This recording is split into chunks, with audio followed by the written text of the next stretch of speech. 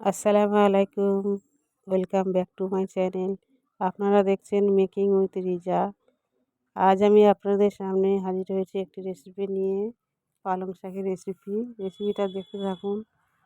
এটা ডালের বড়ি দিয়ে রান্না করলে খুব সুস্বাদু হয়, খেতেও দারুণ লাগে। মাছ মাংস না থাকলে বাড়িতে বানিয়ে নিতে পারেন, বাড়িতে ট্রাই করবেন। প্রথমে আমি একটা হাঁড়িতে পরিমাণ মতো সর্ষের তেল দিয়ে গোটা জিরা ফোড়ন দিয়ে তাতে পেঁয়াজ দিয়েছি, তাতে দিয়েছি আরও কেটে রাখা টমেটো।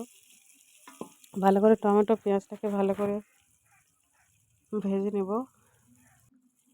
ভাজা হয়ে গেছে, এবার আমি দিয়ে দেব আগে থেকে বেটে রাখা আদা এবং রসুনের পেস্ট দিয়ে ভালো করে নাড়াচাড়া করে নিতে হবে।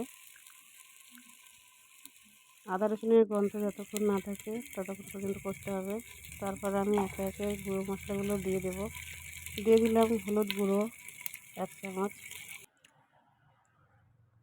অল্প একটু পানি দিলাম যাতে তলায় লেগে না যায়, মশলাটা পুড়ে না যায়, তার জন্য।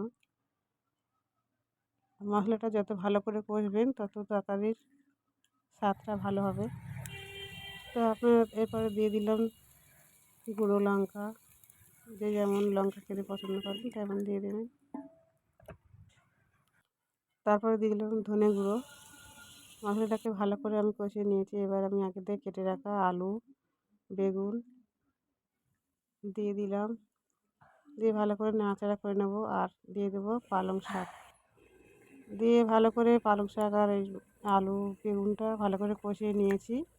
নিয়ে এবার আগে থেকে ভেজে রাখা ডালের বড়িগুলো দিয়ে দিলাম।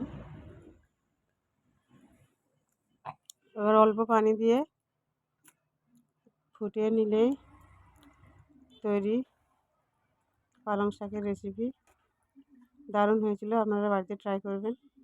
আর ভালো লাগলে ভিডিওটি শেয়ার করবেন, লাইক করবেন। আর যারা সাবস্ক্রাইব করেছেন অসংখ্য ধন্যবাদ। যারা করেননি প্লিজ সাবস্ক্রাইব